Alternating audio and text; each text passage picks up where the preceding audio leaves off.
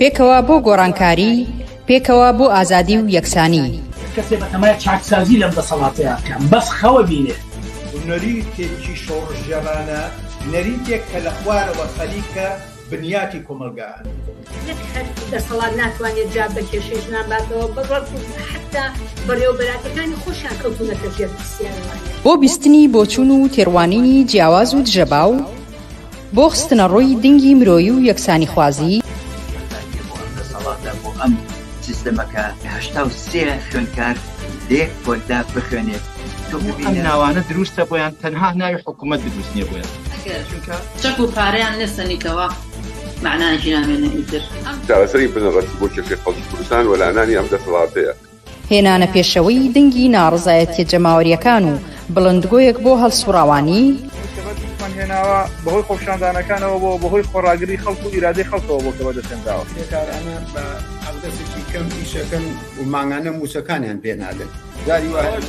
وازات خەڵک تونتر ئەبێ. ئەگەر مەترسیەک هەبێ لەسەر هەرێمدا یەکێتی پارتی و خود یەکێتی و پارتی مەترسی وڵاتەکانی مەنتیقەشیان بۆ سەر هەرێم زیاد کردووە. خستنەڕووی واقعیەتی دەسەڵات و ئۆپۆزیسیۆنی ساختە و پەردە هەڵماڵین لەسەر نیازیان، خۆشحاڵی هەبێ بەوەی کە هیچ ریفۆرم و چاکسازیەک و بەخازاتی خەڵک لەلایەن ئەمانەوە بکرێت. مێژوویەک و کارنامەیەکی قوڵیان هەیە لەسەر ملهوڕی، لەسەر چەکڕاکێشان، لەسەر تعداکردن لەسەر خەڵک. ئەمانە دژمنی خەڵکی کوردستان بوونە لە پشتیان لە خەڵکی کوردستان کردووە. دێماسیەکی پەرشە بەسەر چینی کرێکار و بەشە زۆرەکانی چینی کرێکار و هەموو کۆمەلگایە پەرزیان کردووە. بۆ تاو توێکردنی ئەو بابەتانەی کەمتر لە میدیاکانەوە دەبیسترێن، بەشێکی زۆری لە حیزبات چەک و کۆمۆنیستەکانی دنیا و هەروەها بەشێک لە هەڵبژاردنەکانی ئەوروپا ناڕەزایەتیان دەربڕی مینەکانی تاوانی دروست کردووە و تاوان ئەنجاما دەسەڵاتی چەکداری میلیشیای حزابی میلیشیای لە کوردستان. خەڵک لەلایەکۆ قەویترە، سازمانی تەیارکردە، ڕادیکاڵترە. بۆ نیشاندانی ڕێگەی ڕزگاری خەڵکی، پێشەنگ تیڤ هەموو ڕۆژانێکی چوارشەممان کاتژمێر 9 شەو بە کاتی کوردستان ڕاستەوخۆ پەخشی بەرنامەکانی دەکات. شەرمەزار نابێ ئەو هەموو جەنەراڵە مقابایە لە ناو شارەکەی خۆیان بینێ بە ئەنواع و ئەشکال چەکی ئەسلحەی قورسەوە طەبیعیە بەلایە. یەکەمین جارە لە کوردستان کرێکاران خۆیان دەستبەرن بۆ مەراسیم و چالاکی یەکیایە. شۆڕش تەنها ڕێگەیە، هەڵسانی خەڵک ڕاپەڕین و خۆشانی جەمالی تەنها ڕێگەیە کە ئەڵتەرنەتیڤێک دابینکە. لە فەیسبوک، یوتیوب، ئینستاگرام، تویتەر و تیکتۆک فۆلۆمان بکەن. بەرنامە و گرتە ڤیدیۆیەکان ببینن. پێشەنگ تیڤ، پێکەوە بۆ گۆڕانکاری، پێکەوە بۆ ئازادی و یەکسانی.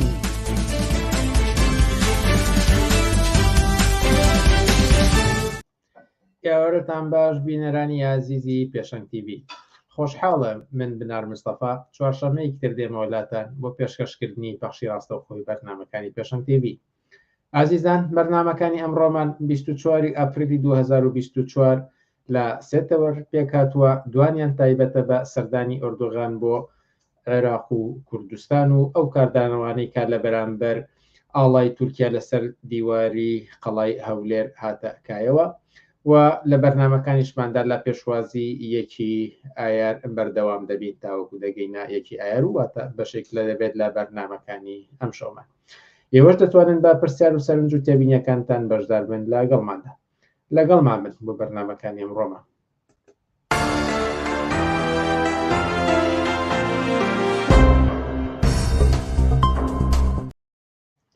بەڵێ بینەرانی ئازی، سەرۆک ئاماژەم پێداکە سەردانی ئەردوغان بۆ بەغدا و بۆ هەولێر تەوەری سەرەکی بەرنامەکانی ئەمڕۆماندایە و لە دوو لاوە ئەم بابەتە تاوتۆ دەکەین، هەم لە بابەت ئەوەی کە ئەم سەردانە بۆچی بوو، ئەو لێ تێگەیشتێکە لەگەڵ بەغدا و هەولێردا چی بوو، بەڵام پێش ئەوە کاردانەوەیەکی تر ڕوویدا لە بەرامبەر ئەم سەردانەی ئەردوغاندا، ئەوە بوو کە هەر ڕۆژە پێش ئەوەی کە ئەردوغان بگاتە عێراق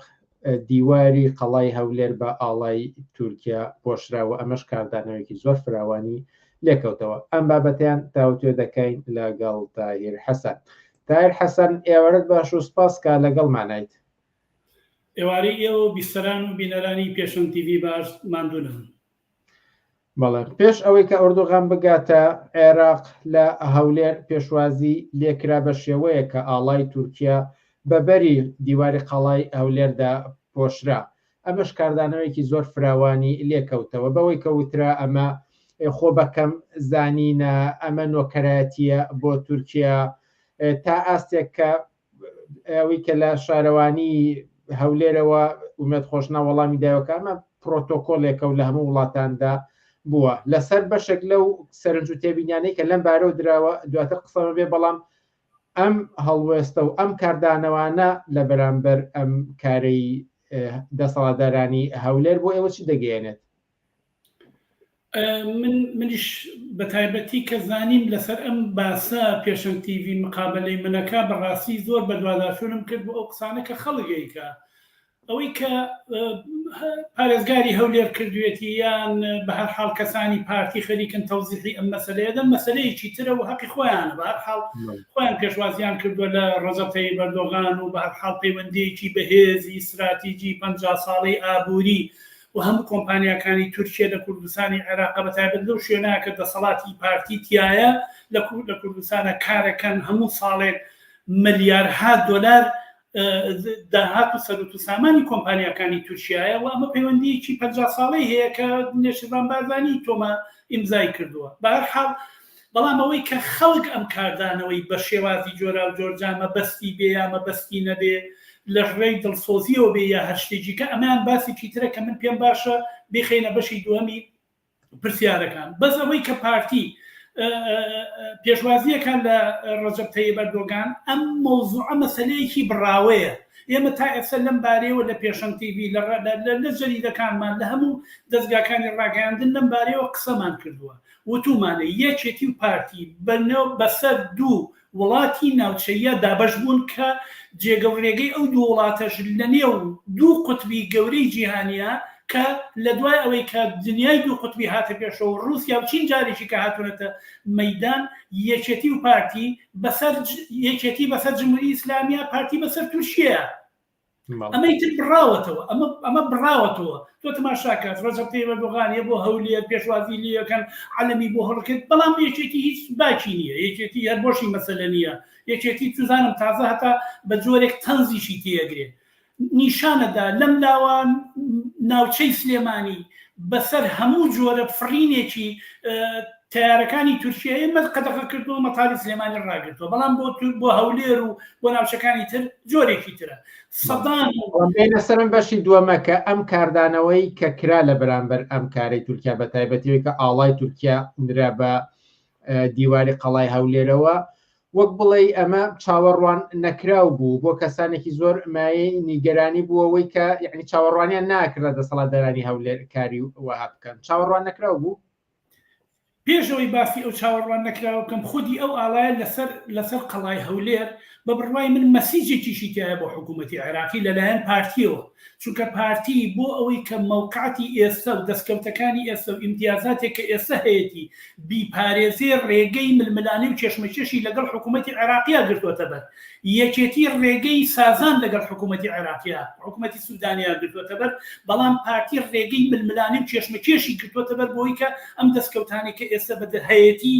بیپارێزێ و لە دەستیا بێ و ئەوێ مەسیجێکیش نیشان بە بۆ دەوڵەتی بۆ حکوومەتەکەی سوودانی کە من پشتم چۆڵ نییە، منیش شوێنێکی کەم هەیە، منیش جێگەیەکی کەم هەیە و هاوکات دڵفۆزیەکە بۆ حکوومەتی تورکیا بۆەوەی کامە چاوەڕوان کرابوو یا چاوەڕوان نەکرابوو من پێم سەیرە کەسانێک پیان چاوەڕوان نەکراو بێ، چون کە دەیان بنکەی میتی تورکی و میتی سەربازی بە قوڵایی 50-60 کیلۆمەتر هاتوۆتە دەوڵەتی تورکیا هاتوۆتە نێو خاکی کوردستانی عێراقەوە، بە ئاشکرا درۆنەکانی دێن و دەچن، بە ئاشکرا هێزە سەربازی و تانک و تۆپ و هینەکانی دێن و دەچن، بە ئاشکرا درۆنەکانی لەمان منتیقەی سلێمانی و خەڵکانی جۆرا و جۆری ئۆپۆزیسیۆنی تورکی دەگر بە ئامانج دەگرن. بۆچی پێت سەیرە ئێستا عەلەمێک بەو سەرهینەوە بێ لە کاتێکە دەبابە و تانک و تۆپ و میتی تورکی و هەموو دام و دەستگاکان و هەموو کۆمپانیەکانی لە کوردستانی عێراق خەریکن کارەکەن لە نێو ژێر دەسەڵاتی یەکێتی پارتیە خەریکن کارەکەن. نازانم بۆچی کەسێک خۆی ئەم شتە ئەم عینەکە کاتە چاوی ئەمەی پێ بە نادیداگرێت. ئەمە بە کاردێکی ناکوردەوارانە پێناسەکراواتە بەشێک لە بە زۆرێکسەر بە بزوتنەوەی ناسیۆنالیزمی کورد پێیان وایە ئەمە ئەم کاری کە پارتی کردوێتی کوردایەتی نییە، کوردایەتی نابێت شتێکی لەو جۆرە بکە بە ڕوانگەی ئێوەمە کوردایەتیان نە. با من کۆمەڵی تەعابیری تر بێنم یەکێک گەڵەیە یعنی خەڵکانێکی زۆر ئەڵێن شکۆی قەڵای هەولێر شکا، کەسانێکی تر ئەڵێن شکۆی میلەتێک شکا، کەسانێکی تر ئەڵێن خۆیان پچوو کردەوە میلەتەکەمانیان پچوو کردەوە بەما، کەسانێکی تر تەعابیری جۆرا جۆر بەکارێن. ئەمە دیپلۆماسی نەبوو، ئەمە کۆیلایەتیە، ئەمە نازانم چییە. تەعابیری جۆرا جۆر لەلایەن یەک توێژێکی بەرینی فراوان لە تۆڕە کۆمەڵایەتیەکانەوە بازەکرێت. بە بڕوای من جەوهەری ئەم لێکدانەوەی ئەوەیە یەک جەوهەرێکی ناسیۆنالیستی و دواکەوتوانەی هەیە. چۆن تۆ یعنی ئەو کەسانە کەوا ئەڵێن بیانەوەی یانەیانەوێ بزانن یان نەزانن، یعنی دەسەڵاتی یەکێتی و پارتی، یعنی دەسەڵاتی حکوومەتی هەرێمی کوردستان،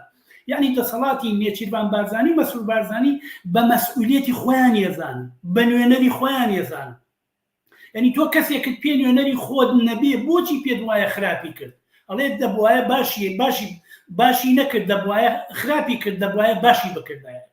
کەوایە تۆ ئەو بە نوێنەری خۆ دەزانی، کەوایە ئەگەر ئەو کارێکی خراپکە پێت وایە تۆ لەکەدار بووی، کەوایە ئەگەر ئەو شکۆی بشتێ کەوایە تۆ پێت وایە تۆ شکۆت شکاوە، یا تۆ شکۆی میلەتێک شکاوە، یا شکۆی خەڵکی کوردستان شکاوە، کەوایە تۆ ئەوانت پێ نوێنەری خۆتە، کەوایە ئەوانت دەموچاوی ئەوان بە ڕوخساری خۆت ئەزانی، بۆیە پێت باشە باش تەسەڕوفکەن، باش بجوڵێنەوە، احترام خۆیان پچووکن، چی خۆیان پچوو کردوتەوە، ئەوان خۆ نوێنەری خەڵکی کوردستان نین تا ئەوەی کە کارێک ئەوان کردویانە من بە کەمبوون بۆ من حساب بێ، شکاندنی شکۆی ئەوان شکاندنی شکۆی من بێ. بۆ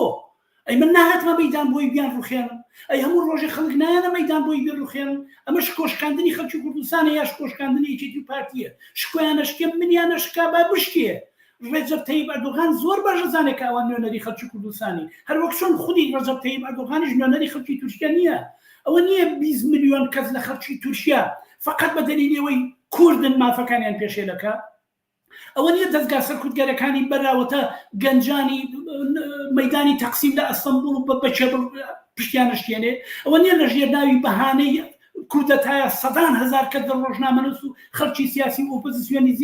خستە زیندانەکان، کەوایە ئەردۆغان نوێنەری خەڵکی تورکیا نییە. کارێک ئەردۆغان بیکە بۆچی شکۆشکاندنی خەڵکی تورکیایە، کارێک مەسعود بارزانی کە بۆچی شکاندنی خەڵکی کوردستان بێ، خۆی بە کەمەزانێک کەیفی خۆیەتی. ئەو نوێنەری بۆرژواکانی کوردستان، نوێنەری کۆمپانیەکانی خۆیانە. شکۆشکاندن با پێت بڵێم چییە؟ شکۆشکاندن ئەوەیە سەدان هزار کەس لە خەڵکی خانەنشین لە مامۆستایانی وانەبێژ، لە مامۆستایان، لە کرێکاران و زەحمەتکێشان، لە خەڵکی تۆ پێیان ئەڵەی بە سەدان هزار کەس پێیان ئەڵەی ئێوە گیرفانتان نییە، من موچەکانتان بۆ پاشەکەوت دەکەم. ئەمە شکۆشکاندنە. بەمە بۆ ڕاناچڵەکەی بەوە بۆ ڕاچڵەکەی کە عەلەمێ بەسەر قەڵای هەولێرەوەیە. ئەوە نوێنەرایەتی سەرمایه‌دارانی کوردەکان لەگەڵ دەوڵەتی تورکیە، نوێنەری کۆمپانیەکان بەمە بۆ شکۆت ناشتیە، هەرچی وەسائلەکانی ژیان و گوزەرانە هەمووی کردیانە بە کۆمپانیا و دایمە دەستیان لە گیرفانی خەڵکایە، موچە دایان بە خەڵکی، بەمە خەڵک شکۆی ئەشکێ، بەمە دەبێ خەڵک ڕابچڵەکێ. دەنا حکوومەتی تورکیا و دەوڵەتی تورکیا و تانکەکانی تورکیا و میتی تورکیا هەر لە کوردستانی عێراقیە نوچن، ئیطلاعاتی ئێرانی هەموو خەڵکن لە کوردستانی عێراقیە نوچن و هەر کەسێکیان بێ بە نیشانایی گرن. بۆ ئێمە بەسمەوەیە ئەو کاروکردەوەی ئەوان تعبیر نییە و نوێنەرایەتی خەڵکی کوردستان ناکەن، من نەشکۆم پێشکاوە نەبووە مەسەلەیە نە هیچ شتێک، ئەوە شکۆیەکێتی. پاشان یەک مەسەلەیەکی تر ئەویشەوەیە کە نەوشیران مستەفا خۆیەڵێ، ئەمە قسەی نەوشیران مستەفایە، ئەڵێ ئەوەی کە ئێمە بۆ وڵاتانی ناوچەکەمان کردووە ئەگەر بە حکوومەتی عێراقی کاتی بە ئەسمان بکردایە وەڵی جادەی دووسایی دێنار بۆ هەموو دێکان. کەوایە ئەم کار و کردەوە و کۆیلایەتی و خۆ بە کەمزانین و نوێکەرایەتی کردن و پێش لەشکەریکردنە مێژوویەکی دوور و درێژیەیە بۆ ئیطلاعاتی ئێران. ئەی مەگەر پارتی حکوومەتی بەعس و دەبابەکانی باسی نهێنایە سەر پەرلەمانی کوردستان، هەولێری بەوە داگیر نەکرد لە سوێکی ئابا، بۆ ئەمەیان سەیرە دەوڵەتی تورکیا هاتووە و دەوڵەتێکی زەبەلاح کە یەکێک لە بەهێزترین یەکێ لە بەڵێن پایدارترین دەوڵەتەکانی ناتۆیە پشتیوانی ئەمریکایە هاتووە بۆ هەولێر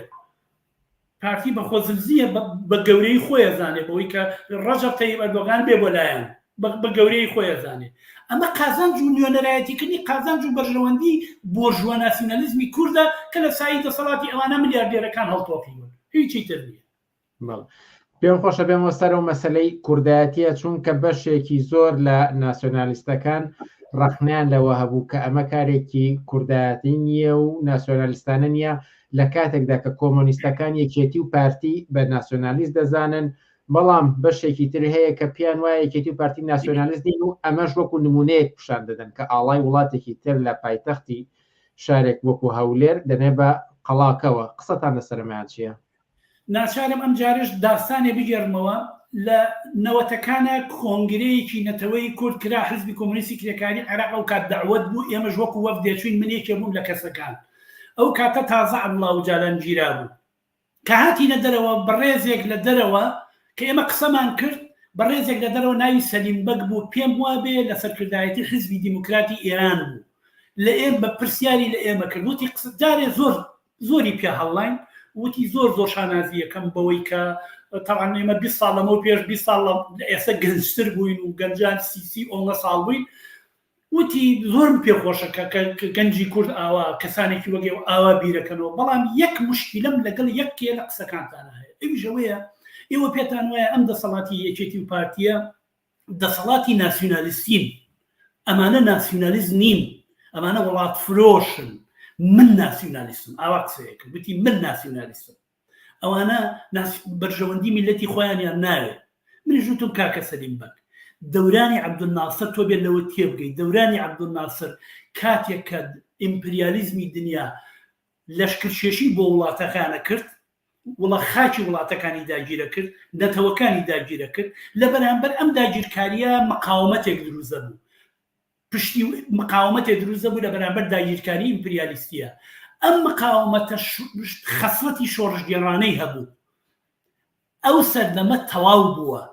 دنیا دوای ئەم هەموو گلۆبالیزمی ئابووری و جیهانیگەری ئابووری و تێکەڵبوونی بازار و توانەوەی نەتەوەکان و دروستبوونی شەریکاتی فرە ڕەگەز و فرە نەتەوە تێکەڵبوو یعنی ئەو ئاسە گەورە پێشکەوتووە لە سەرمایەداری کە ئەبڕۆهێناوێتی هەموو ئەمانەی لەگەڵ خۆیان دەخل کردووە ئیتر هیچ خەسڵەتێکی شۆڕژگێڕانە بۆ ناسیۆنالیزم نەماوە ناسیۆنالیزم ئەمەیە کە ئێستا تۆی بینی ئەمەیە کە ئێستا بەرژەوەندی کابرایەکی ناسیۆنالیستی عەرەب بەرژەوەندی لەگەڵ ناسیۆنالیستێکی کووردا لەوایە کە چۆن کرێکاری کورد و عەرەب بتوانن بڕەتێنن بە کەمترین کرێکاریان پێ بکەن ناسیۆنالیزم ئێستا خەسڵەتەکەی ئەمەیە ناسیۆنالیزمی کورد بریتیە لەوەی کە لەگەڵ دەوڵەتی تورکیا ڕێک بکەوێ لەگەڵ دەوڵەتی تورکیا کۆمپانیەکانی بێنێ بۆ ئەوێ هاتوم هەموو وەکو هەموو سەرچاوەکانی کەرتی گشتی و حکوومەت هەمووی کا بە کەرتی تایبەتی و بیا بە کۆمپانیەکانی خۆیان ئاستی ژیانی کرێکاران تا خراپترین ئاس بێنێتە خوارەوە ئەوەی کە لە 32 ساڵی ڕابردووە بینیوتە هەر ئەوەیە ئەمە کارنامە و کردەوەی ناسیۆنالیزمی کوردە ناسیۆنالیزمی کورد ینی نوێنەرایەتیکردنی بەرژەوەندی بۆرژوازی کورد بۆرژوازی کورد بەرژەوەندی لەوایە کە لەگەڵ بازاری تورکیە تێکەڵ بێ لەگەڵ بازاری عێراق و ناوەڕاست و خواری عێراق تێکەڵ بێ کۆمپانیەکانیان لەگەڵ تاران و بەش تارانیش کۆمپانیەکانیان لەگەڵ کوردستان و بهێنانی دووگ و شیر و جگەرە و مەشروب و چی بێت و بڕاو بازاریان بچەرخێ ئەمە ناسیۆنالیزمی کوردە ئەگەر کەسێ نایە لەمە تێبگای تر خۆیان خەڵەتێنێ ئەگەر پێی وابێ ئیتر وەختی ئەوەیە کە لەسەر نازانم نەفەرێک شەهامەتی نەت درۆ دەلەسەیە نیشتیمان پەروەری و کوردستان سازی و نازانم چی ئەمانە هەمووی ئەمانە دەستەواژە و چەمکایەکن بۆرژوازی بۆ ئەوەی کە قڵشتی چینایەتی بۆی نابەرابەری چینایەتی بشارێتەوە ئەم قڵشتەی دروست کردەوە تۆ کوردی من کوردم فەرقی من و تۆ نییە مهمەوەی ئێمە لەسەر یەک خاچین بەڵام لەو خاکە ئەو ڤێلای هەیە تۆ ئەبێ بۆ ئەوەی کە بخەوی پارەبەی تۆ بێ هەموو ڕۆژێک بۆ ئەوەی کە بتوانانی پارەبەی بە مناڵەکانت کە ئەچن بۆ مەکتب دەبێت بێگاری کرێکاری بکەی بۆ کەسێک بەڵام ئەو ملیارها دۆلار لە نەوت و لە بە قاچاغبردنی سەرەت و سامانی کۆمەلگا بۆ خۆیان دزێ ئێسی 4 ساڵی ڕابردوو خۆ نیشانی داوە ئەم شتە خۆمە ئامارێک نییە من بیڵم هەتا خۆیان ناچارن بیڵێن خۆیان زۆرجار دەیڵێن بۆیە ناسیۆنالیزمی کورد بریتیە لە کارنامەی 32 ساڵی ڕابردوو کە ئێستا لە کوردستانە دەسەڵاتیان بەدەستەوەیە ئەگەر چی پێشتریش شەڕی ناوخۆ کلکایەتی بۆ دەوڵەتانی ناوچەکە هێنانی پاسدار بۆ کوردستان هێنانی سوپای تورکیا بۆ کوردستان دەی تەواو بووی تر نیشتیمان پەروەری و خاک و ئاو هەموو ئەمانە فقط کۆمەڵێک چەمکن بۆرژوا ناسیۆنالیزمی کورد خۆی ئەیخاتە سەر فەرهەنگی کۆمەلگا بۆ ئەوەی کە ئەو نایەکسانیەی کە لە کۆمەلگا هەیە بیشارێتەوە. دوا پرسیارم سەبارەت بەوەیە خەڵکانێکی زۆر نیگەران بوون بەوەی کە ئاڵای وڵاتێکی وەکو تورکیا کە ستەم لەسەر خەڵکێکی زۆر هەیە لە تورکیا وڵاتێکە کە ڕۆژانە و لانی کەم هەفتانە و مانگانە درۆن دەهاوێت بۆ کوردستان و ئۆپۆزیسیۆنی تورکی تیرۆر دەکات و بەڵام ئاڵای ئەو وڵاتە لەوێدا لە ناوجەرگێ و شارەتە هەڵدەکرێت و ئەگەر سەرنجی بینەرێکیش بێنمە سەر ئەمە دەڵێت کە ئەگەر دروست لە سەرنجەکەی تێبگەم ئەوەیە کە ناڕەزایەتی و خۆپشاندانی فراوانی خەڵک ئەگەر دەوڵەتێکی لە پشت نەبێت بێ ئاکام ئەمێنێتەوە و سەرکوت ئەکرێت. قسەی ئێوە لە بارەیەوە چییە؟ خەڵکی دەتوانێت لە بەرامبەر ئەمانەدا چی بکات؟ زانی چۆنە خۆ پێشەوەی ئەم ئاڵای هەڵبکرێ هەموو ڕۆژێ درۆن و لەشکر کێشی دەوڵەتی تورکیە بۆ کوردستانی سووریا و بۆ ئەو دەسەڵاتە خۆجێی کە لەوێ هەیە هەموو ڕۆژێ نەخشەی دەوڵەتی تورکیایە بۆی کە هێرشەکانی بۆ کۆبانی هێرشەکانی بۆ ئەفرین سوزانم هێرشەکانی بۆ قامیشلۆ هەموو ئەمانە خۆ پێشەوەی ئەم ئاڵایەدا بنری هەرەکرا بەڵام تۆ وەخت لەم ئیحساسەوە کە ئەمە هێرشە کاتە سەر ئەوە لێرەوە هەڵەهێنجانی هەڵوێستکردن نادروستە دەکەویتە خانی ناسیۆنالیزمەوە بڕوات بێ ئەگەر ئێستا ئەمیری دەوڵەتی قەتەر بێ بۆ کوردستانی عێراق بێت بۆ هەولێر عەلەمەکەی بەهینەوە هەڵەواسن عەلەمەکەی یەکەن بە قەڵای هەولێرەوە بەڵام لەوانەیە و کاتە هیچ کەسێک قسە نەکا لەبەر ئەوە ئێستا ئەم کاردانەوەی لێکەوتۆتەوە لەبەرەوەی کە دەوڵەتی تورکیا خەڵکی کوردستانی تورکیا چەوسێنێتەوە یا هێرشە کاتە سەر خەڵکی کوردستانی تورکیا یا ئەفرین سوزانم هەر شوێنێکی تر بەڵام ئەگەر حکوومەتی ئیمارات یا حکوومەتی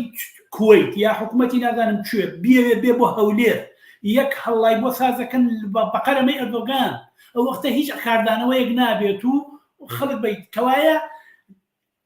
تەماشاکردنی قەزیەکە کەوایە لێکدانەوەی قەزیەکە لە بناغەوە لێکدانەوەیکی ناسیۆنالیستیە لە بناغەوە معناکەی ئەوەیە تۆ یەکێتی و پارتی و دەسەڵاتی ئەوان بە نوێنەرایەتی خۆ دەزانی بۆیە ئەگەر کارێکی خراپیان کرد پێ وایە تۆ پێی تۆ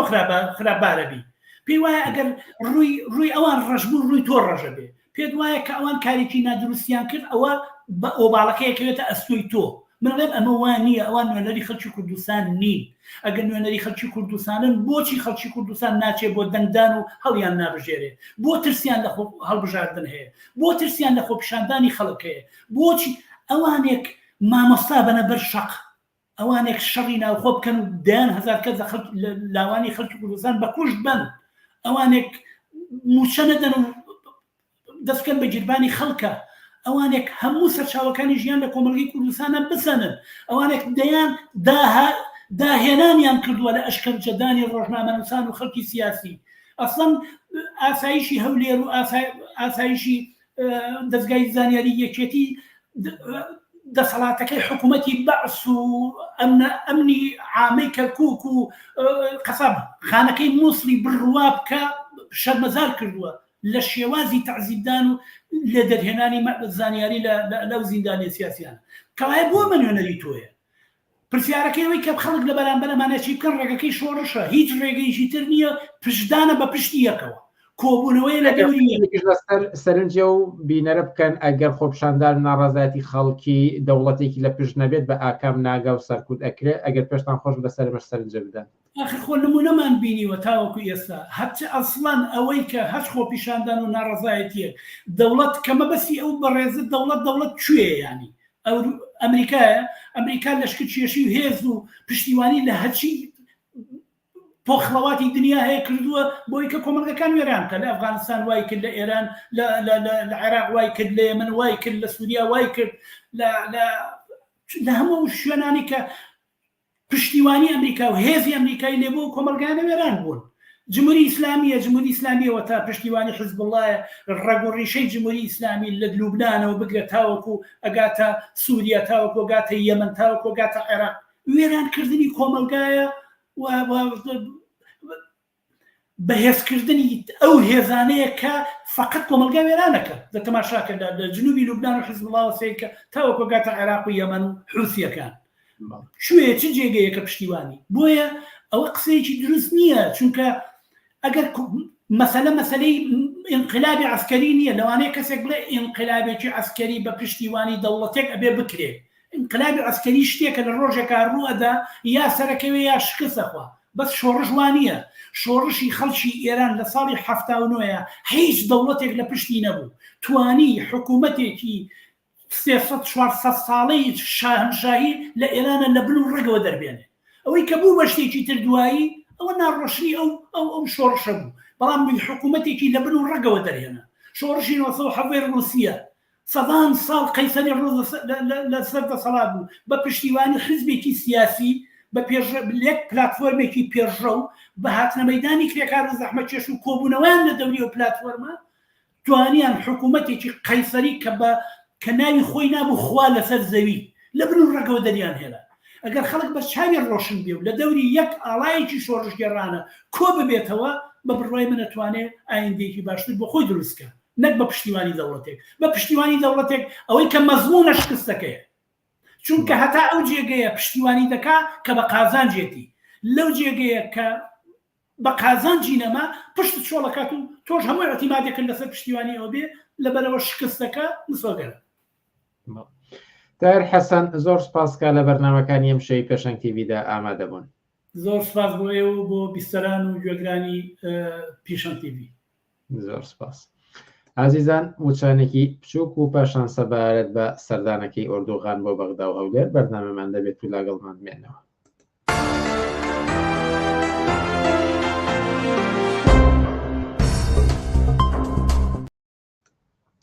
ماڵی بینەرانی ئازی سەبارەت بە سەردانەکەی ئۆردوغان بۆ عێراق و کوردستان بەردەوام لەسەر پێشکەشکردنی بەرنامەکانمان و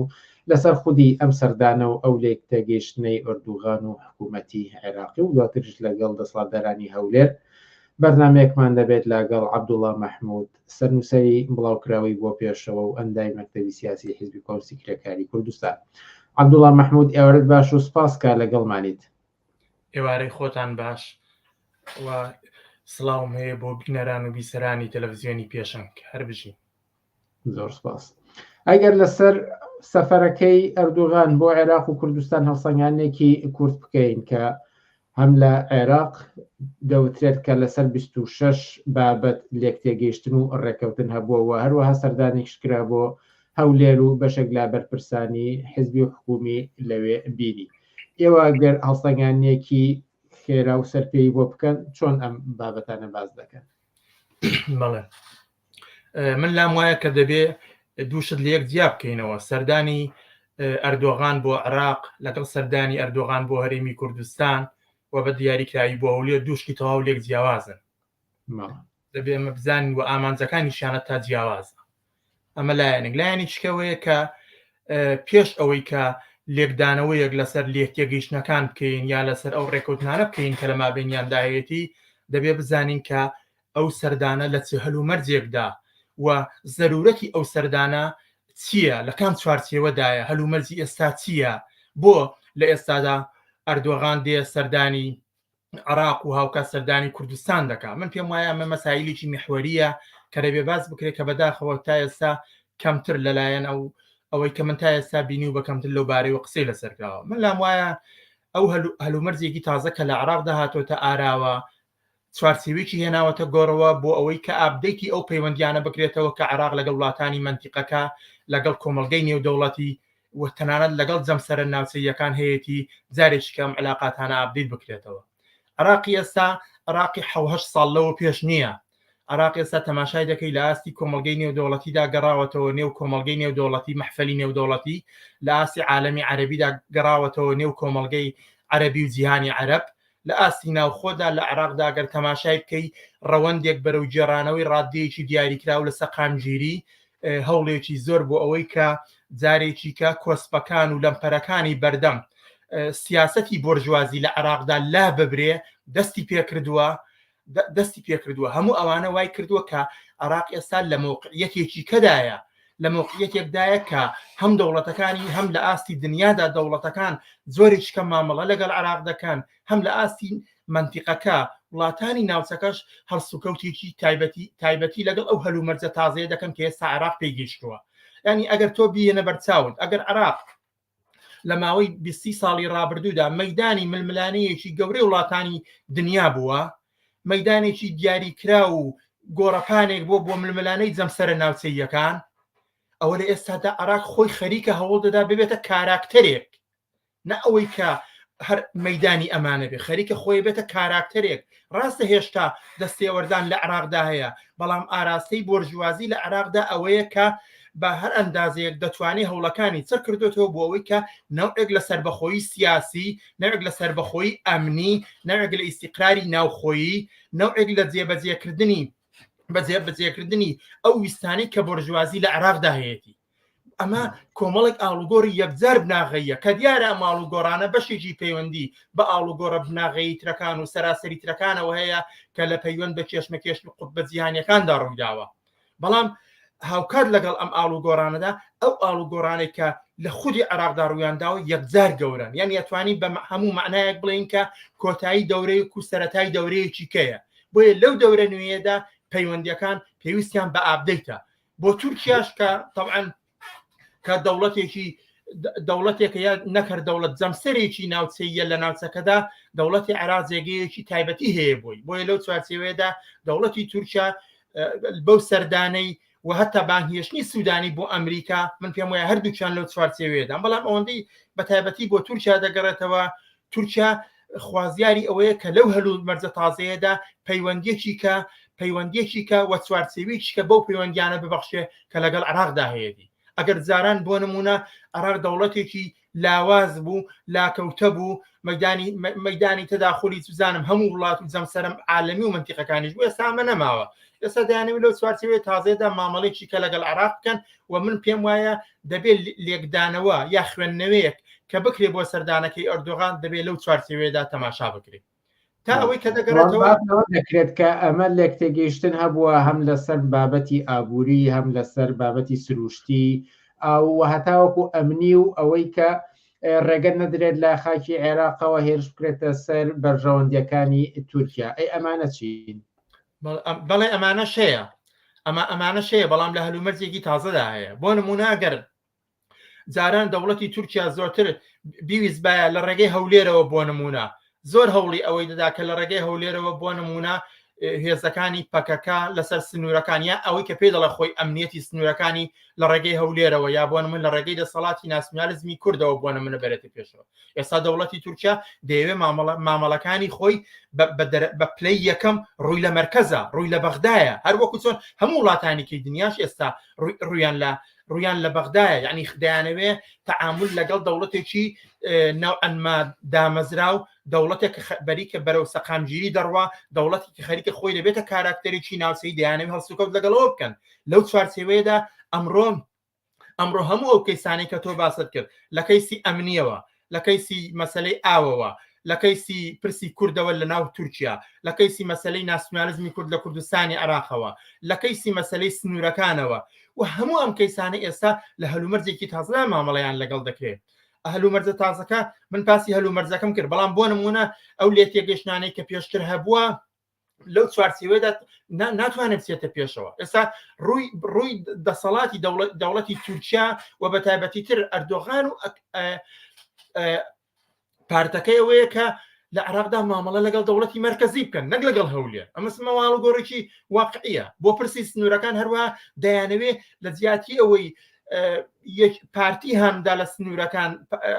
لە سنوورەکان فشار بخاتە سەر هێزەکانی پەکەکە ئێستا دەیەوێت لە ڕێگەی سوپای عێراقیەوە لە ڕێگەی سوپای عێراقیەوە یا بە گوشارهێنان بۆ دەوڵەتی عێراقی و ڕێکەوتنێک کە لەگەڵ دەوڵەتی عێراق دەیکا ڕێگە لە جموجۆڵەکانی پەکەکە و پارتی کرێکارانی کوردستان بگرێت ئەمە شتێکی تازەیە لە مەسەلەی ئابووریەوە وتت ئێستا ئەوەی کە پێشتر هەوڵی دەدا لە ڕێگەی هەولێرەوە بیکات لە ڕێگەی پارتیەوە ئێستا لە ڕێگەی حکوومەتی ناوەندیەوە بەڵام هاوکاتی ئەم سەردانی بۆ بەغاچوو بۆ هەولێریش و بەجیا لەوەی کە سەرۆکی هەرێم و هاوکات مەفعول بەرزانی بینی کە ئێستا هیچ پۆستێکی حکومی نیە و تەنها پۆستی حیزبی هەیە ئەی ئەمەیان چۆن لێک دەدرێتەوە بەڵێ من باسی ئەوەشیان دەکەم بەڵام بەمایان تەواوکەم ئەمەی خاڵی یەکەم لە ئێستادا بۆ نمونە مەسەلەی ئابووری و اقتصاد ئەگەر جاران بۆ نمونە دەوڵەتی تورکیا مامەڵە ناچار بوو مامەڵە لەگەڵ هەرێم بکات بۆ نمونە بۆ هەناردەی نەوت بۆ دەواازە سنووریەکان بۆ هەموو ئەمانە بەڵام خۆ ئێستا وەختێک ئابووری لە ڕستی دەسەڵاتی ناسیۆنالیزمی کورد لە کوردستانی عراقدا دەرهاتووە مامەڵەیەکی اقتصادی لە پەیوەند بەنەوتەوە نەماوە لەگەڵ هەرێم مامەڵەیەک بە مەسەلەی غازەوە نەماوە تەنانەت لە ئێستادا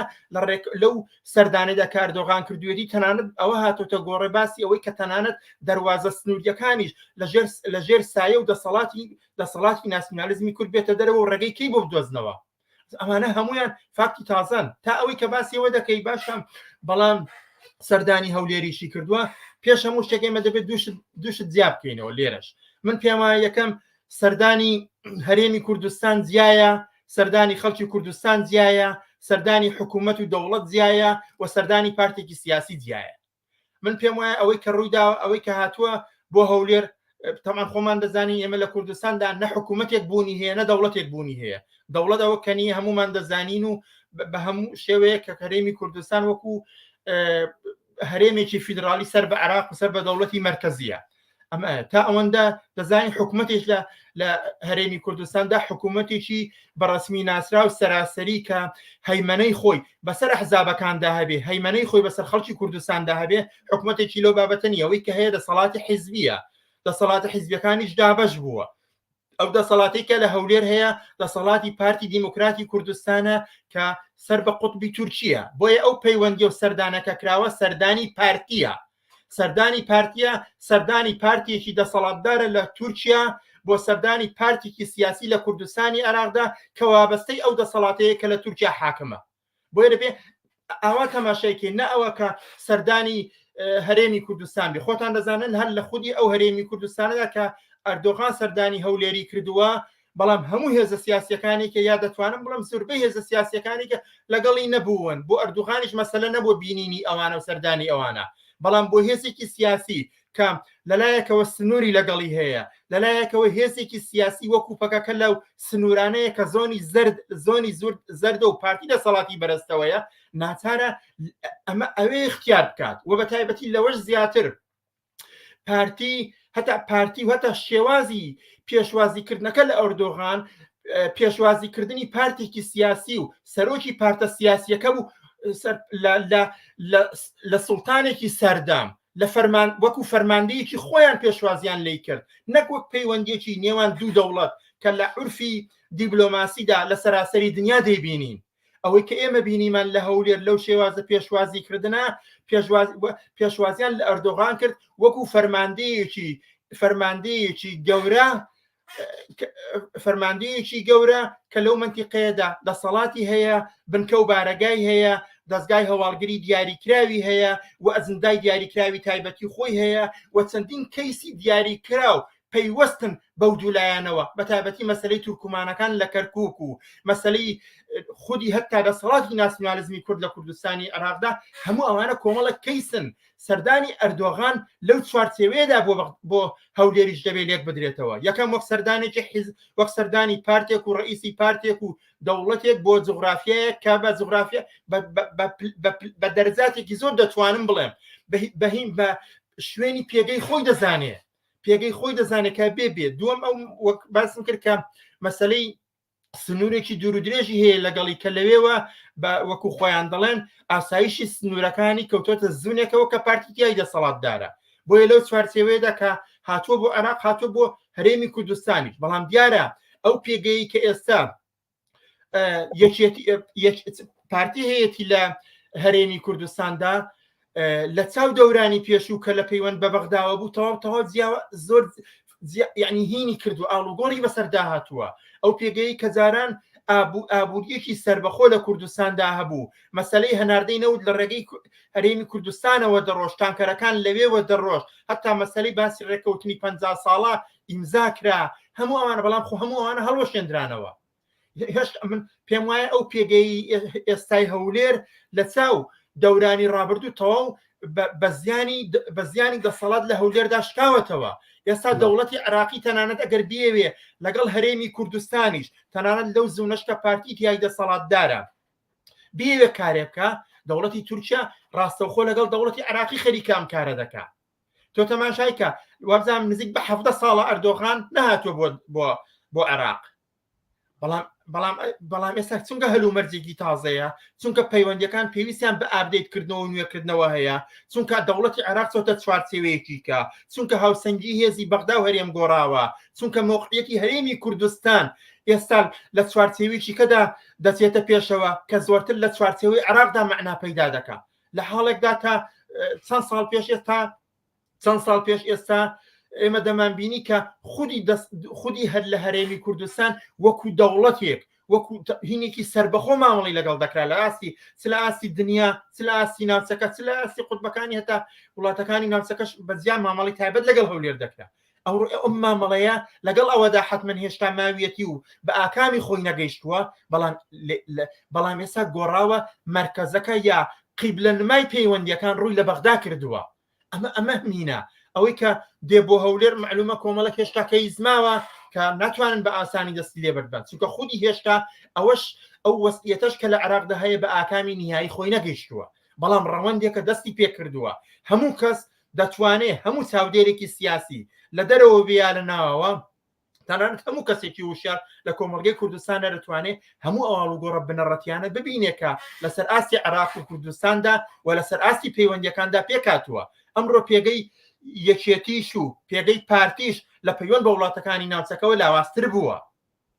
ئەمڕۆ لە ڕوانگەی وڵاتەکانی ناوچەکەشەوە و تەنانەت لە ڕوانگەی هێزە گەورە هێزەکانی نێو کۆمەلگای نێودەوڵەتیشەوە بە هەمان شێوە بەغدا چەکی قورساییە. بۆیە خودی یەکێتی و پارتیش ئەگەر تەماشا بکەی ئێستا ئەگەر پێشتر لەسەر ئەوە بوو پیان لەسەر ئابووری سربەخۆ و باتا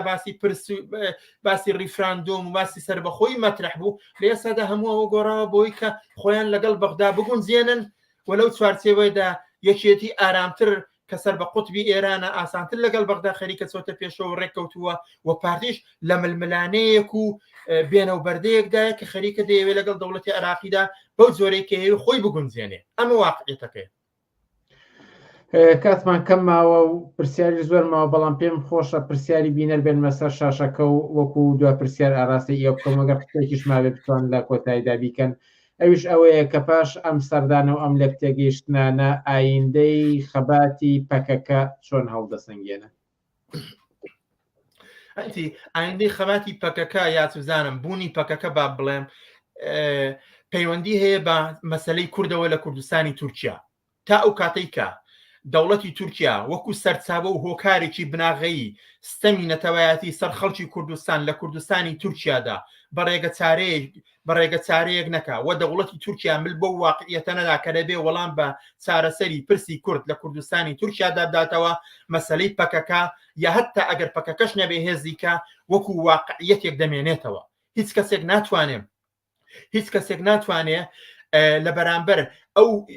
داگیرکاری و سەرکوتکاریەی کە دەوڵەتی تورکیا لە بەرامبەر بە خەڵکی کوردستان لە ناو خۆی تورکیا تەنانەت لە شوێنەکانی کەش دەیکات ناتوانێت چاوپۆشی لەوە بکە. خودی ئەو زوڵمە قەومیەکە لە کوردستانی تورکیادا هەیە زەمینەی پێگرتنی پەکەکەکانە، زەمینەی پێگرتنی ئەو هێزانەیە کە دەیانەوێ خۆیان بە چارەسەری پرسی کوردەوە هەڵبواسن. پەکەکە یەکێکە لەو هێزانە ئەگەر چارەسەری پرسی کوردە کوردستانی تورکیادا بکرێت و کێشەی کورد کۆتایی پێبێ، معلومە زەرورەتێکیش بۆ بوونی هێزێکی وەکو پەکەکە یا هەر هێزێکی کە لەو چوارچێوەیەدا پێکاتوە نامێنێتەوە. بۆیە ئەوەی ئەگەر کەسێک پێی وابێ پەکەکە لە چوارچێوەی ئەو ڕێکەوتانەدا دەتوانن لە بینی بەرن، ناتوانن لە بینی بەرن. پەکەکە لەوانەیە بتوانن سنوورداری بکەنەوە، لەوانەیە لە جوغرافیایە کەڵی کەنن بچێتە جوغرافیا و شوێنێکی کە هەندێک بنکە و بارەگای لە شاخێکەوە بەرێتە شاخێکی کە، بەڵام خودی پەکەکە وەکو دیاردەیەکی سیاسی من پێم وایە هێندەی لە شاخەکانە چەند ئەوەندەش لەنێو خۆی کوردستانی تورکیادایە، ئەوەندە لەنێو تورکیادا لەناو تورکیادا بوونی هەیە. تا ئەو وەختەش کە ئەو مەسەلەیە چارەسەر نەکرێ بە ڕێگەچارەیەکی ئەسۆسی و ئەو کێشەی کورد وەڵام وەرنەگرێتەوە، مەسلەی بوونی پەکەکەش وەکو واقعیەتێک چ لە ناو شارەکانی تورکیادا و چ وەکو هێزی چەکداری دەتوانێت بمێنێتەوە. عەبدوڵڵا مەحموود زۆر سپاس کە لە بەرنامەکانی ئەم شەوی پێشنگ تیڤیدا ئامادەبوون. زۆر سپاس بۆ ئێوە بۆ گوێگران و بیسەران و بینەرانی تەلەڤیزیۆنی پێشنگ. زۆر سپاس. عزیزان وچانێکی تری بچووک و پاشان لە پێشوازی یەکی ئایاردا بەرنامەکانمان بەردەوام دەبێت لاگەڵمان بمێنەوە.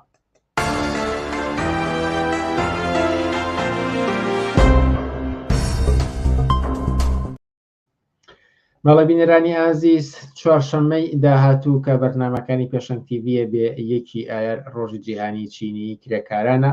و لەو ڕۆژەدا ئێمە بەرنامەی تایبەتمانە بێت و کات تەرخانەکەین بۆ هەر کەسێک پێی خۆش بێ بەشدار بێت لەو بەرنمەیەدا پەیوەندیمان پێ بکات و کات دەخینە اختیاریانێ و قسەی خۆیان سەبارەت با یەکی ئایار بکەن.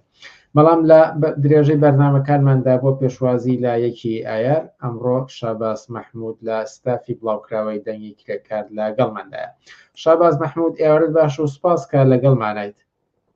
ئێوارەی و بینەرانی پێشنگ تیڤی شات سپاس. هەفتەی ئایندە یەکی ئایارە. ئێستا لە سلێمانی ئامادەکاریەکان بۆ یادکردنەوەی ڕۆژجیهانی چینی کرێکار چۆن دەڕاتە پێشەوە و چی بەڕێوەیە؟ دیارە ساڵانە سلێمانی وەکو یەکێ لە شارەکان لە گۆشەیەک لە گۆشەکانی جیانەوە هەروەک هەموو شوێنەکانی تر چۆن هەڵسوڕاوان و ڕێکخرا و سەندیکا کرێکاریەکان و ڕێکخراوەکانی کرێکاران ئامادەکاریەکەن لە سلێمانی هەموو ساڵێ واکرێت. ئەم ساڵیش لە شاری سلێمانی کۆمیتەی یەکی ئایار پێگاتووە لە کۆمەڵی هەڵسوڕاوی کرێکاری و کۆمەڵێک ڕێکخراوەی کرێکاری و هەڵسوڕاوانی مەیدانە جیاجیەکانی کرێکاران کۆمیتەیەکی ئایار لە سلێمانی پێگاتووە و بڕیارە لە ڕۆژی یەکی ئایارە چالاکی جیاجیا بەڕێ بخات. ئەگەر بەشێک لەو چالاکیانەی کە بڕیارە ئەنجام بدرێت بتوان با کورتی ئاماژەیەکی پێ بدەن. حتمما ئەو چالاکیانە ڕۆژی 28 مانگ بە بۆنەی ڕۆژی سەلامەتی پیشەی و ڕۆژی قوربانیانی شوێنی کار کۆنگرەیەکی ڕۆژنامە نووسیە بەسرێ لە شاری سلێمانی کە تێیدا بانگەوازی شوێن و کاتی چالاکی و ڕێپێوانی ڕۆژیەکی ئایاری تێدا دەکرێەوە. لە هەمان کاتەیشدا ئێمە ئاماری قوربانیانی شوێنی کارمان ئامادە کردووە کە لەوێ لە بۆ دەستگاکانی ڕاگەاندن ئاشکرا دەکرێت و بڕیاریشە ڕۆژی یەکی مانگ چالاکیەکی لە سلێمانی بکرێت کە چالاکیەکە خۆی لە خۆیدا هەم ڕێپێوانە هەم مەراسیمێک لە شوێنێکی دیاریکراوی شاری سلێمانی بەڕێ دەخرێت کە شوێنێکی بەرچاوی شارە. لایەکی ئایاری ئەم ساڵدا گرنگترین بابەتەکانی پەیوەند بە ژیان و گوزەرانی کرێکارانی کوردستان لە ڕوانگەی تۆ چین کە پێویستە بهێنرێنە بەر باس؟ گەورەترین کێشەی کرێکاران بە تایبەتی کە یەکێکە بێت لە خواستەکانی خواستە بەرچاوەکانی ئەم ساڵی کرێکاران مەسەلەی قەدەغەکردنی لە سەرکاردەرکردنە کە ئەبێ بە بڕیارێک دەوڵەت لایەنە بەرپرسەکان و لایەنەکانی تایبەتمەند بە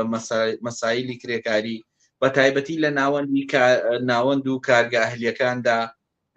یەکێ لە هەر کێشە گەورەکان کە دەرگیری کرێکاران بووتەوە مەسەلەی لە سەرکاردەرکردنە کە ئەمە بۆ خۆی خەتەرێکی گەورەیە لەسەر ژیان و بژێوی و قوتی کرێکاران و یەکێکی تریش لە کێشەکانی کرێکاران کە ئەمە تقریبەن یەکێکە لە کێشە درێژمەوداکان کە لە کوردستان بەداخەوە بوونیەیە نەبوونی ئازادی ڕێکخراو بوونە. ئێمە ئایاری ئەم ساڵ وەک بڵاوکراوەی دەنگی کرێکار جگەر لەوەی کە لە سلێمانی دەنگی کرێکار بەشێکە لە کۆمیتێ ئامادەکاری یەکی ئایار لە ناو سەنتەری شاری سلێمانی لە قەزا و ناحیەکانی دەوروبەری سلێمانیش چالاکی خودی کرێکارانەیە کە بڵاوکراوەی دەنگی کرێکار دەوری کاریگەری هەیە تێدا. ئایاری ئەم ساڵمان لەژێر ناونیشانی بەرەو پێگەێنانی دەستە کرێکاریەکانە کە بۆ خۆی ئێمە وەکو هەڵسوڕاوانی کرێکاری و بە تایبەتی ژوەک ستافی دەنگی کرێکار پێمان وایە باشترین جۆر و شێوازی ڕێکخراوبوون بۆ ئێستای کرێکاران دەستە کرێکاریەکانە. بۆ ئەم ئایارە لەژێر ناونیشانی بەرەو پێگەێنانی دەستە کرێکاریەکان تایتڵی سەرەکی ئایاری ئەم ساڵمانە بێ لە ناو خودی کرێکاراندا کە کرێکاران خۆیان ئایار بەڕێ دەخەن و لە شوێنە تایبەتەکانی خۆیان و هەوڵ دەدرێت و هەوڵ و تەقەلا هەیە کە لە چەند شوێنی جیاجیا چالاکی بەڕێ بخەیت.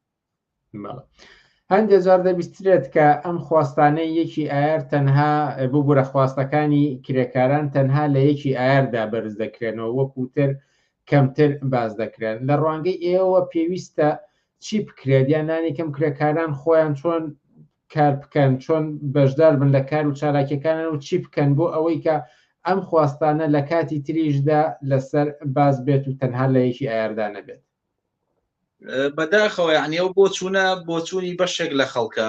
من پێم وانە کەوا بێت تەنها لە یەکی ئایردا کرێکاران خواستیان بێت. ئەگەر چاک بخشێنیت لە 3-4 مانگی ڕابردوو کە ڕۆیت ناڕزایەتیەکانی کرێکارانی ژینگە پارێز لە سنووری ڕانیا، ناڕزایەتیەکانی کرێکارانی ژینگە پارێز لە چەمچەماڵ، ناڕزایەتی کرێکارانی کارگەکان و چەندین لێرە و لەوێ چەندین ناڕزایەتی کرێکاری هەبووە کە خواستیانێ داوایانێ و تەڵەبیانەیە و مافەکانیان زەوت کراوە هاتوونەتە دەنگ. یعنی ئەمە ئەوە نەبووە تەنها لە یەکی ئایارە کرێکاران خواستەکانیان بەرزکەن و دەنگ هەڵبڕن. هەر ڕۆژێک کرێکاران لێرە و لەوێ کەم تا زۆر بچووک تا گەورە ناڕزایەتیان نەبووە. یعنی ئەگەر تۆ چاوێک بخشێنیتەوە کرێکارانی ژینگە پارێزی سنووری ئیداری ڕاپەڕین بۆ نمونە وەرگرین کە زیاتر لە 2 مانگ موچەیان نەدرابوو گرتبوونەوەیان کرد و کاریان ڕاگەر و لە جارێکی تریش کرێکارانی ژینگە پارێز بۆ جاری سێم لە سنووری چەمچەماڵ و تەکیەوە و ناوچانە لەو زۆنەش ئەوانیش کاریان ڕاگەر. یعنی هەموو ڕۆژە کرێکارانی ئەتراز و ناڕزایەتی و فشارەکانیان هەیە، بەڵام ئەوەی کە میدیا سەرنج ناخاتە سەرم ناڕزایەتیانە، ئەوەی کە میدیا کە هەیە لە کوردستانە بۆی گرنگنی ئەم هەواڵانە، ئەم هەواڵانە لە ناو کۆمەلگادا عکس نابنەوە، بڵاو نابنەوە، سەرنجی کۆمەلگای بۆ ڕاناکێشرێت، بۆیە وا دەرەکەوێت کە تەنها لە یەکی ئایاردا کرێکاراندان هەڵەبڕن. بۆ ئێمە وەک ستافی بڵاوکراوەی دەنگی کرێکار، چونکە وەک میدیایەکی جیاوازتر لەوانەی تر، چونکە کارمان ڕووماڵکردنی چالاکیە کرێکارەکان و ناڕزایەتیە کرێکارەکان و عکسکردنەوە و گواستنەوەی ئەم هەواڵانەیە و مەیدانیان لە ناو ناڕزایەتیەکانی کرێکارانان و لێرە و لەوێ پەیوەندی زۆرێکمان هەیە لەگەڵ کرێکارانی ناڕازی ناوەندە جیاجیەکان و ناوچە پیشەسازیەکان و کرێکارانی کۆمپانیا جیاجیەکان لە سنووری جیاجیەکانی کوردستانە. بۆیە هەمیشە ئاگادارین ئەگەر چاوێک بخشێنی بە ماڵپەڕی بۆ نمونە دەنگی کرێکار و ڕۆژنامەی دەنگی کرێکار ڕۆژانە یعنی ئەبیستیت کە لێرە و لەوێ کرێکاران ناڕزایەتیانە، یعنی ئاخرین ناڕزایەتی کرێکاران کە تازەترینیانە دوێنێ مانگرتنی کرێکارانی ژینگە پارێزی شاری هەولێرە کە بەهۆی نەدانی موچەکانیانەوە کاریان ڕاگرتووە. زۆربەی گەڕەکەکانی هەولێر خەریکە زبڵدای دەپۆشە، یعنی 48 ساعتە کاریان ڕاگرتووە. ئەگەر میدیایەک بتوانێت وە ڕێگەی بدرێت ڕووماڵێکی دروستکە بۆی دەرەکەوێ و شارە چوت تووشی چ گرفتێ بووە بەهۆی نەبوونی کارکردنی ئەوانە. هەروها قسەیەکی تریش هەندێک جار دەکترێکڵە کرێکاران خۆیان کەمتر ئەهمیەتیەکی ئایار دەزان و کەم بەکەمی بەشداری لە کار و چالاکیەکانی یەکی ئایار دەکەن. ئەمە چەندێ دروستە و یان ئەگەر واشە پەیامی ئێوە بۆ کرێکاران چییە؟ واقعەگەی لە کوردستانە بزوتنەوەی کرێکاری بەگشتی سەرەتاکانی سەرهەڵدانی ئەم بزوتنەوەیە. جۆرێک لە جۆرەکان نمونەیەکی تازەیە لە کوردستان. بزوتنەوەی کرێکاری مێژوویەکی ئەوتۆی نییە کە بە شێوازێکی زۆر فراوان و ڕیشەیەکی بەهێزیە بێ لە کوردستان و عێراقدا. بەڵام لەم چەند ساڵایە ئەگەر درک بەوە ئەکرێت کە کرێکاران هاتوونەتە دەنگ و کرێکاران لە دەوری یەکن، بەڵام ئەوە جۆرێک لە فشارە کە لەلایەن دەسەڵات و هێزەکانی دەسەڵاتەوە لەسەر کرێکارانەیە، سەرکوتەیە، ئازادی ڕێکخراوبوون نییە، ڕێگیری هەیە لە کاریان. یعنی لە هەر شوێنێ کرێکارانێک دەنگ ئەڵەبڕێن نانبڕاوەکرێن لەسەر شوێنی کارەکانیان، لە هەر شوێنێک کۆمەڵی ئەڵسوڕاوی کرێکاری و کرێکاران هاتوونەتە دەوریەک ڕێگریان لێکرێ، ئازادی ڕێکخراوبوونیان بۆ مسۆگەر نەکراوە. یعنی ئەگەر نمونە باس بکەین ڕێکخراوی کرێکارانی بیناسازی لە ساڵی 2011 لە مەیدانی خەباتە لە ناو کرێکارانە و ڕێکخراوەیەکە کە خاوەنی نفوزێکی ئێجگار فراوانە لە نێو کرێکارانە بەڵام دەسەڵات مۆڵەتی کارکردنی پێنەدا یعنی نمونەی دەیان نمونەی وا ئەتوانین بێنینەوە کە ڕێگری هەیە لە مەسەلەی خۆڕێخستن و خۆڕێکخراوکردنی کرێکاران وە بزوتنەوەی کرێکاری لە هەنگاوەکانی سەرەتایەتی بۆیە ئەبێ هەڵسوڕاوانی کرێکاری وەک خودی کرێکاران خۆشیان بە شێوازێک کە جۆرێک لە ممکنێتی تیاابێ عنی جۆرێک لەوەی کە جۆرێکی وا ڕێکخراو بوون دەستی بۆ بەرێن کە لە شوێنی کار و لە ناوەندەکانیان نەبێتە فشار لە سەریان بۆیە ئێمە لەم کاتەدا پێشنیاری دەستە کرێکاریەکانمان کردووە کە هەرەتوانن لە هەر کارگەیەک لە هەر پرۆژێک لە هەر کۆمپانیایەک لە هەر ناوەندێکی کار کرێکاران لە دەوری یەک بن دەستە کرێکاریەکان پێک بێنن و نوێنەرایەتی خۆیان هەڵبژێرن باشترین شێواز بۆ ئەم کاتەی ئێستای بزوتنەوەی کرێکاری لە کوردستان دەستە کرێکاریەکانە بۆیە هەر لێرەوە بانگەوازم بۆ کرێکارانەوەی کە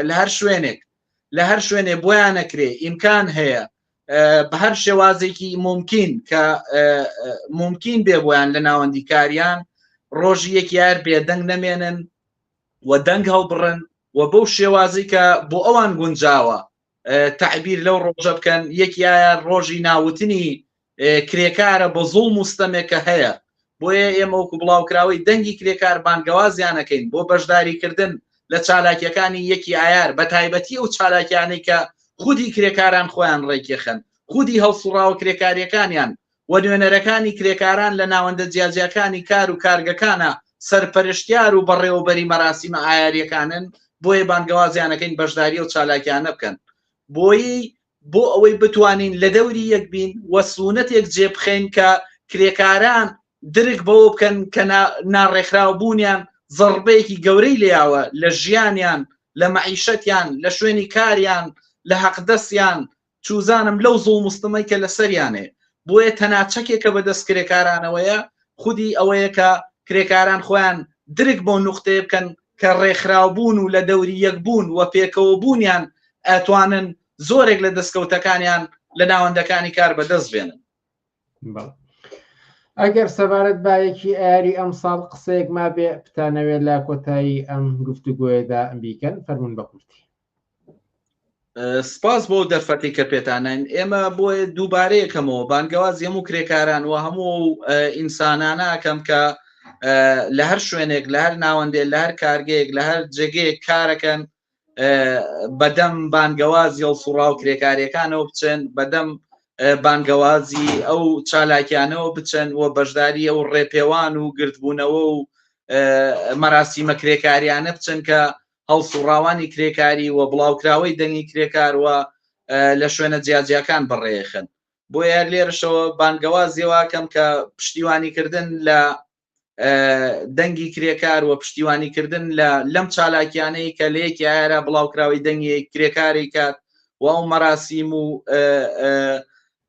چالاکیە تایبەتانی کە بۆ کرێکارانی بەڕێخە پێویستی بە پشتیوانی هەموو لایەکمانەیە بۆیە سپاس بۆ ئێوەش سپاس بۆم دەرفەتە کە ئیمشەو بە ئێمەتانە بتوانین لێرەوە لانی کەم کۆمەڵێکی کەم بتوانین لەو قسانە کە پێویستە بە خەڵک بگات و پێویستە کرێکاران بیبیسن لێرە سپاس بۆ دەرفەتەوە شاباس مححمود لە ستافی بڵاوکراوی دەنگی کرێکار زۆر سپاس کە لە بەرنامەکانی ئەم شەوی پێشنگ تیڤیدا ئامادەبوون سپاس بۆ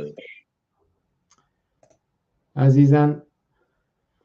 وەک ئاماژەمان پێداکە هەفتەی ئایندە کاتێک بەرنامەکانی پێشنگ تیڤە ڕۆژی یەکی ئایارە و هەر بەم بۆنەیەشەوە بەرنامەی تایبەت ئەنجام دەدەین و هەر کەسێک لە ئێوە پێی خۆشە بەشدار بێت لەو بەرنامە تایبەتێدا پەیوەندیمان پێوە بکەن کاتیان پێشکەش دەکەین و بتوانن لە ڕێگەی پێشنگ تیڤ و قسەی خۆیاندا سەرێکی ئایار بکەن لێرەدا دێینە کۆتایی بەرنامەکانی ئەم هەفتەیەمان تا هەفتەی ئایندە کاتێکی خۆش بۆ هەموو لایەک و هەرشاد و سەرکەوتوبن